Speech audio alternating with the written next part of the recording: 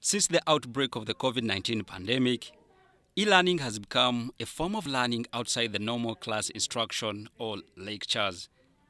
Computers and smartphones are what learners use to access information.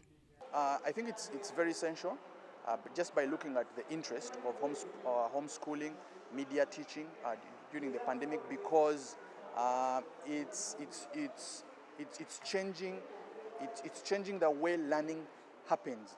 So we're looking at traditional learning, and now we're looking at 21st century learning, which has been brought by online tools. And by that, we're looking at the time being saved by a student, because if a student is going to take up digital learning, that means they're going to save more time to do other productive work.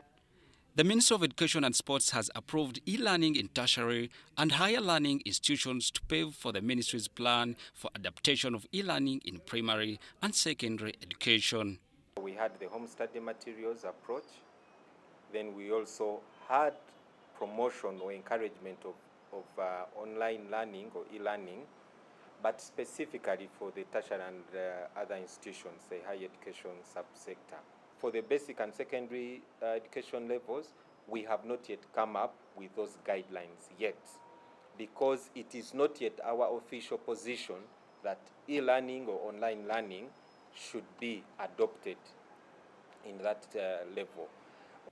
However, the high cost of internet connectivity has created learning imbalances across the country. It leaves the poor and less privileged learners behind. Digital learning is a bit expensive. Yeah, it's not cheap, because now you're going to, if they had tried to push for radio learning, which was good. Yeah, everybody, but not everybody can afford a radio. So the government was supposed to have distributed radios, but that didn't happen. So the other alternative, which is the cheapest, the other alternative would have been internet. But internet is very expensive. With the rising learning inequality triggered by digital learning, government will set policies to solve the issue.